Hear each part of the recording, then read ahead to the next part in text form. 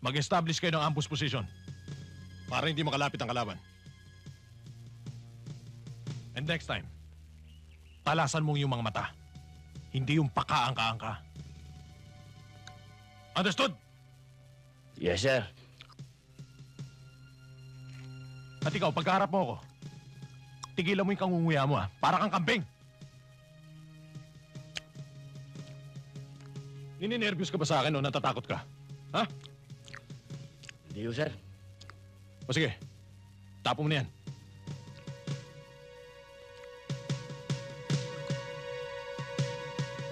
Sinabon ka na naman ni Teniente Duterte, no?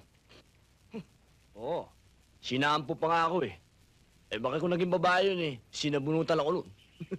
Sargento, sama naman ako sa patrolya. Sama. Baka ang kasunod yan eh. Sarento, gusto ko na umuwi. Pero alam nyo ha. Teniente, gusto niyo bang palabasin na ako may kasalanan kung ba't tayo na-ambush? Talagang gano'n naman yung Duteteng yun eh.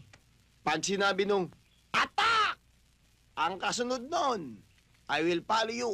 Pag sinabi naman nung, retreat! Ang kasunod nun, follow me.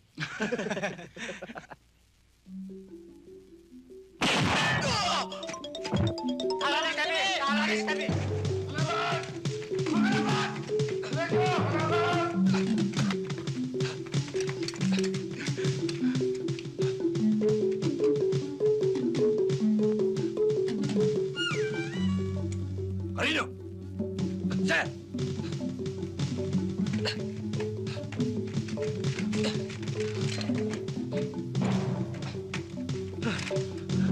Bakit, sir?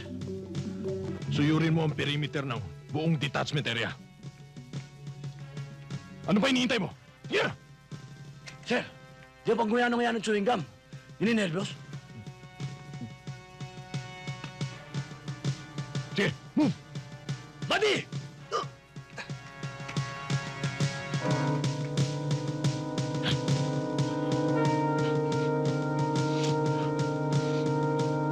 Yes, ma'am. Margarita, please. How about the gentleman? Same.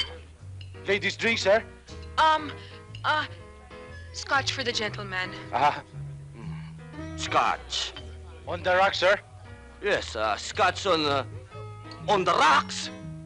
Aba, pinagloloko mo ba ako? Bakit mo ako painimin ng bato? Papatay mo ba ako? Eh, sir, yellow ho yun eh. Nako, iho mio! Ang English ng yellow ay ice. Scotch on the ice. So you give me scotch on the ice. Hindi yun. No. Let it be. Move it. Sir, bago yun ah. Anytime, iho. Sige na. Okay. Am I right, ladies and gentlemen? Right. Yes. Right, right. Believe kayo, no? Ay, kain na tayo. Okay.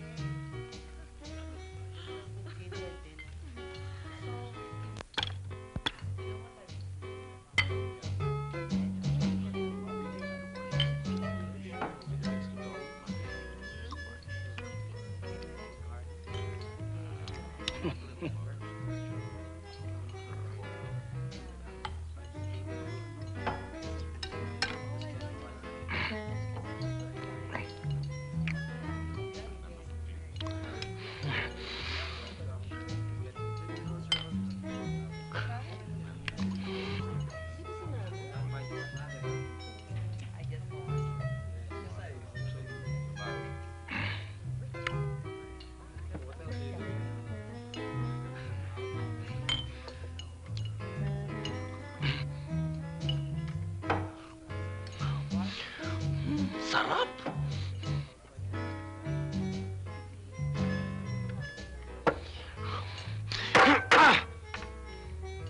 Oh, hindi mo ba nagustuhan ng pagkain?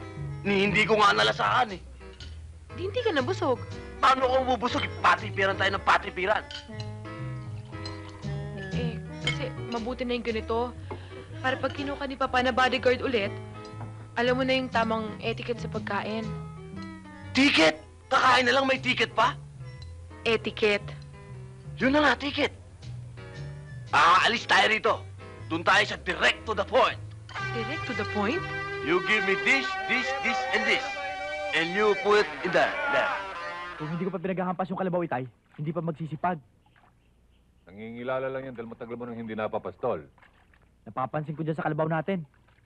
Habang tumatanda, lalo tumitigas ang ulo. Katulad mo rin. Matigas ang ulo. Dahil ayaw mo sumunod sa mga gusto ko. Itay naman, alam niyong ayaw ko dito sa bukid eh. Huwag na tayo magtalo. Sige, kumain ka na. At ako na magtutuloy ng pagsuyod.